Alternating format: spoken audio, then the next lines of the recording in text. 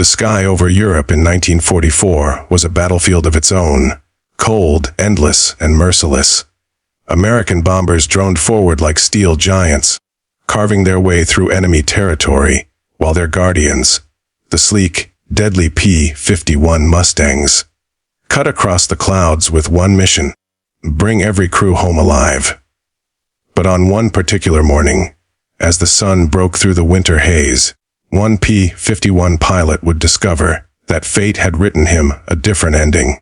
What happened next would echo far beyond a single dogfight, and become a story whispered among airmen for generations. This is the untold story of a young Mustang pilot, no older than 23, who had already survived more missions than most men twice his age.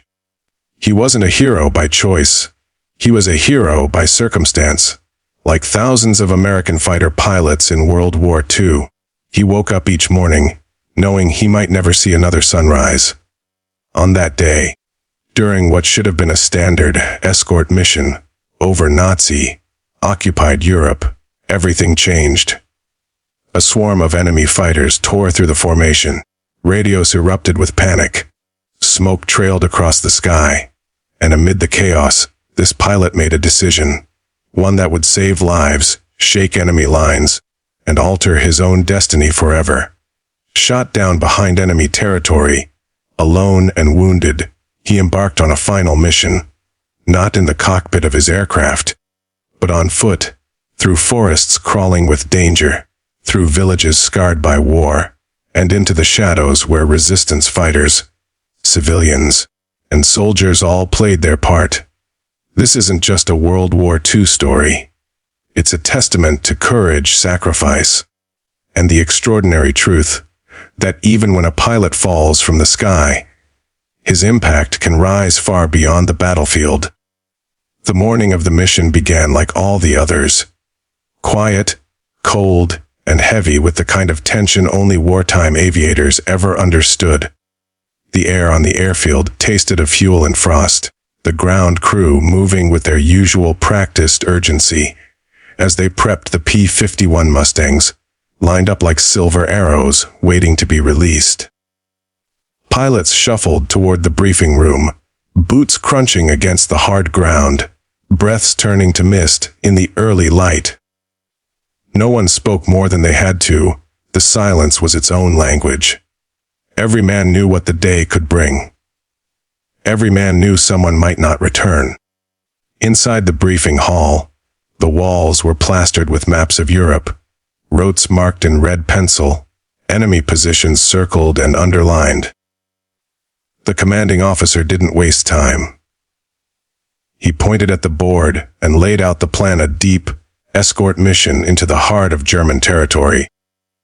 The bombers would hit a crucial industrial zone, another blow to the Nazi war machine, but also a magnet for Luftwaffe fighters. Recon reports warned of increased enemy activity, more aggressive intercepts, and a rise in anti-aircraft fire. But no matter the danger, the mission had to go on. Supplies, strategy, and survival, everything depended on these flights. Our pilot sat near the front, absorbing every detail. He was young, but his eyes carried the weight of someone who had seen too many friends vanish into the clouds. He studied the maps, memorized altitudes, memorized fallback points. But he also knew that once they were up there, plans rarely unfolded the way the chalk lines suggested. The sky had its own intentions. When the briefing ended, the pilots dispersed to their aircraft. Our pilot approached his P-51 Mustang, the machine he trusted more than almost anything in the world. Its polished aluminum skin reflected the pale morning light, the iconic red nose marking it unmistakably. The Mustang wasn't just a fighter plane. It was a lifeline, a guardian, a weapon. Its Rolls-Royce Merlin engine promised power and precision, the kind that turned an ordinary airman into a predator capable of outrunning and outmaneuvering some of the best German fighters in the war. He ran his hand along the fuselage, feeling the cold metal beneath his fingertips. It was a ritual, a moment of connection before stepping into the unknown. The crew chief handed him his helmet and gave him a firm nod. One of those silent gestures that meant good luck. Come back. We're counting on you. He climbed into the cockpit, strapped in, and the canopy closed with a familiar clack that always sent a chill down his spine. The engine roared to life, shaking the ground and sending vibrations through his bones. One by one, the Mustangs taxied into position. Overhead, the bomber formation waited, massive, slow-moving B-17s and B-24s that depended entirely on their escorts to make it out alive. The responsibility weighed heavier than any weapon. Fighter pilots weren't just defending themselves. They were protecting the men inside those bombers, men with families, futures, and fears of their own. As the formation took off and climbed into the sky, the world below shrank until it became nothing more than fields and rivers stitched together like a patchwork quilt. At altitude, the sun glared off the wings, the cold seeped into their gloves, and the radio cracked with updates. The mission felt routine, but routine in wartime was deceptive. The enemy had learned their patterns, adapted their tactics, grown desperate and unpredictable. Everyone sensed it, even if no one said it out loud. Crossing into enemy territory, the air seemed to shift. It always did. The clouds felt thicker, the silence sharper. The pilot scanned the horizon, searching for any flicker of movement. For now, the bombers remained steady, their engines humming in unison. Everything was calm, but calm never lasted. And deep down, he knew the sky was already watching, already waiting to reveal whatever fate had planned for him that day. The ambush didn't come with warnings, no shadows on the horizon, no distant glimmers revealing approaching danger. It came all at once, sudden, violent, and overwhelming, like the sky itself had erupted into chaos. One moment, the formation was steady, the bombers flying in disciplined precision. The next, the radio crackled with frantic voices, and the heavens filled with streaks of metal slicing through the cold air. The Luftwaffe had been watching, waiting, and they picked the moment perfectly. Out of the sun, German Messerschmitt Bf-109s dove with blistering speed, followed closely by Focke-Wulf 190s, two of the most feared fighters in the Reich's arsenal. Their engines screamed as they plummeted toward the bombers, cannons flashing, machine guns spitting bright lines of death across the sky. It happened so quickly that even seasoned pilots felt their breath catch. The P-51s broke formation instinctively, fanning out like a shield, each one targeting an incoming threat. But for every German fighter they intercepted, two more seemed to appear from nowhere. Our pilot threw his Mustang into a hard roll, the horizon spinning as he locked onto a trailing 109. He fired short, controlled bursts, watching the tracers arc through the air. The German pilot tried to climb, but the Mustang's speed was unmatched. A final burst struck the enemy's tail, sending the aircraft spiraling downward in smoke. No time to celebrate. No time to breathe. Another enemy fighter swooped in from the left, and the pilot yanked the stick, feeling the G-force crush his chest as he narrowly avoided the incoming fire. Below them, the bombers were under siege. Flak bursts exploded like black flowers around their wings, shaking them violently. German fighters slashed through the bomber box, hoping to break it open. Every second, the sky filled with more smoke, more debris, more fire. The pilot knew he had to stay close. The bombers couldn't outrun or outmaneuver anything. Not the fighters, not the chaos, not the inevitable. He chased a FW-190 diving toward a B-17's belly. The German fighter fired first, rounds ripping into the bomber's fuselage. Flames burst from the engines. The pilot felt a surge of anger and adrenaline as he fired, tearing into the 190's wing until it snapped off. The enemy plane tumbled like a dead bird, losing altitude fast. But even that victory came too late. The bomber was already falling behind, its formation broken. Just as he realigned himself, alarms shrieked inside the cockpit. A violent impact jolted his Mustang. Cannon shells had slammed into his engine cowling. Smoke erupted instantly, flooding the windshield. The controls stiffened under his hands, the aircraft shuddering like it was fighting for every breath. He tried every maneuver he had trained for, but the Mustang was dying, its roar turning into a choking growl. A Bf-109 whipped past him, the German pilot circling for a finishing blow. He braced himself, heart pounding, as he banked sharply, but his engine sputtered, coughing black smoke. The aircraft no longer responded the way it should. Altitude dropped. Speed bled away. The sky, which moments ago felt like his battlefield, suddenly became a collapsing prison. He heard the radio, voices calling his name, asking his status, but it all blended into static. All he could hear was the weakening hum of the Mustang. He knew what came next. Every pilot did. There was a point at which courage couldn't save the plane, only the man inside it. Smoke filled the cockpit. Fire licked at the engine. The Mustang shuddered violently, losing its last fight. He pulled the canopy release. Cold wind exploded into the cockpit. He didn't hesitate. He jumped, and the sky that once carried him into battle now swallowed him whole. The fall from the sky felt endless, a blur of wind, instinct, and the terrifying awareness that survival wasn't guaranteed, even after escaping the burning aircraft. When the parachute finally snapped open, it jerked his body so violently that pain shot through his ribs.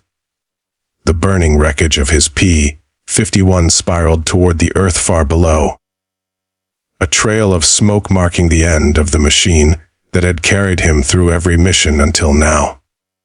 As he drifted downward, he scanned the ground for movement. German patrols, civilians, anything that could determine whether he would live another hour. The fields beneath him looked peaceful at first glance, but he knew better than to trust appearances. Behind enemy lines, even silence was dangerous. He hit the ground harder than expected, rolling across frozen soil, and landing in a ditch that tore at his uniform and sent another burst of pain through his leg. Something was wrong. It wasn't broken, but the impact had left it bruised and weak. He forced himself up, biting down on the pain, listening carefully. Nothing yet. No voices, no engines, no dogs. He gathered his chute and buried it with shaking hands, covering any sign that a pilot had fallen from the sky. The clock had already started ticking. German soldiers would be searching for him soon, drawn by the smoke of the crash, or guided by local informants. He knew he had to move, even injured. The countryside of occupied Europe felt strangely hollow, abandoned barns leaning in the wind, silent forests bracing under the weight of war, small villages where every window hid either a friend or an enemy. He limped into the tree line, leaning against trunks when the pain became too sharp. Hours blurred. He walked until the light faded and the shadows grew long. Hunger clawed at him, and the cold cut through his flight suit, but stopping wasn't an option. Captured Allied pilots rarely lived long under German interrogation, and he carried knowledge, routes, codes, flight patterns that the enemy would kill to extract. By the second night, exhaustion and injury slowed him dangerously. He crawled into an abandoned barn, hiding beneath broken planks and old straw. He listened to distant engines, to dogs barking somewhere far off, to the muffled steps of soldiers passing on the road. He held his breath until they disappeared into the night.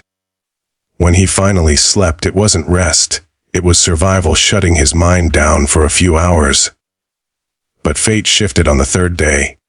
He heard footsteps again, soft and slow, creeping across the barn floor above him. His pulse spiked. He gripped the small pistol he had managed to salvage during the fall. The footsteps paused. Then a faint whisper in accented English. "American pilot, we help." He didn't know whether it was a trick or a miracle until a young woman lowered herself into the hiding space. A lantern shielded beneath her coat. She wore a scarf that hid her face, and her hands trembled, not in fear of him, but of being discovered. She wasn't alone. Another man appeared behind her, carrying a small satchel.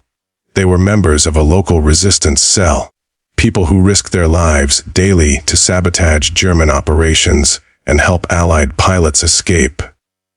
They had seen the smoke from his crash. They had been searching for him for 2 days. They treated his wounds with stolen medical supplies, gave him water, bread, and a place to rest beneath their safe house. A cramped cellar hidden behind a movable wall. There, for the first time since he bailed out, he allowed his breathing to slow. He realized he was no longer just trying to survive. He was now part of something bigger. The resistance fought with information, sabotage, and survival, and they knew something he didn't. His fall had placed him at the center of a critical weakness in German defenses. He wasn't out of danger. But he wasn't alone anymore. And his mission, though unexpected, was only just beginning. The pilot quickly learned that he hadn't just fallen into enemy territory. He had fallen into a region pulsing with hidden activity, whispered plans, and danger woven into every corner. After being moved through a network of safe houses and concealed routes, he was taken to the Resistance's main hideout, a cramped basement lit by oil lamps, lined with stolen radios, maps marked in charcoal, and stacks of ration tins that never seemed to be enough. The air smelled of damp concrete and cigarette smoke. Men and women moved quietly, always listening for distant boots or approaching trucks.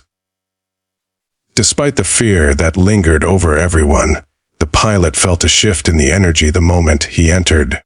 They didn't see him as a burden. They saw him as an opportunity.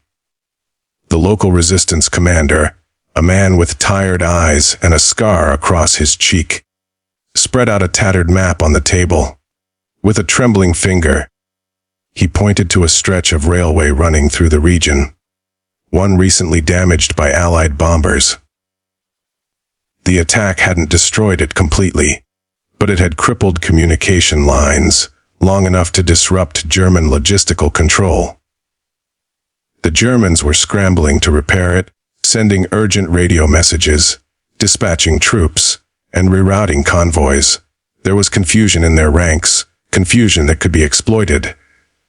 And here, in the heart of that turmoil, stood an American pilot with first-hand knowledge of Allied air operations, flight patterns, and strategic weaknesses the enemy didn't know he possessed.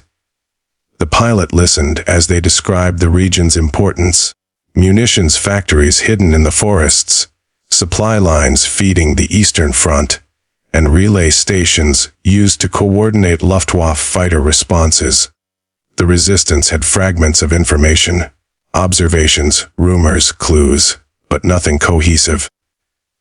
What they needed was someone who understood how the Allies would strike next, someone who could turn scattered intelligence into actionable strategy. That someone was him. He studied their maps with the same focus he once gave the skies. He pointed out weaknesses the locals hadn't noticed: blind spots in German radar coverage, predictable troop movements, and locations where the Luftwaffe parked aircraft overnight.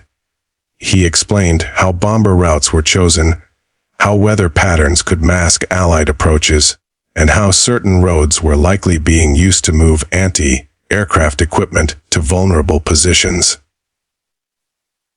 The resistance listened like students absorbing a lesson, their faces illuminated by the flickering lamplight. Before long, the pilot became more than a survivor. He became a strategist in the shadows. When the resistance intercepted German communications, Using captured radios, he helped decode their meaning. When scouts returned with sketches of enemy positions, he transformed them into maps Allied command could use. Every detail mattered. The number of trucks passing through a checkpoint, the direction of tire tracks in the mud, the flicker of lights at a distant outpost. He pieced it all together until a clearer picture emerged. The Germans were preparing a major troop movement through the valley, one that could reinforce their defenses against upcoming Allied air raids. The pilot knew what this meant.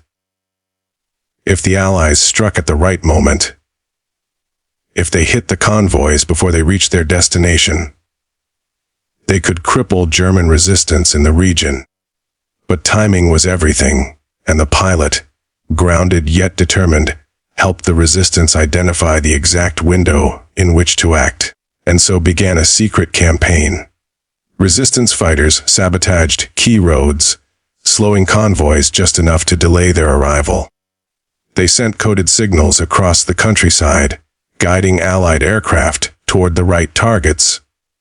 Every act of defiance risked their lives. Every message transmitted could reveal their position. But they pushed forward because they believed in the information the pilot provided. What started as an escape from enemy territory transformed into something far greater, an intelligence operation that shifted the balance of power in a region the Germans thought they controlled. The pilot was no longer flying a P-51 Mustang, but through maps, radios, and strategy, he was still directing the fight from the shadows. His final mission had become something he never expected, a mission of knowledge, courage, and silent impact.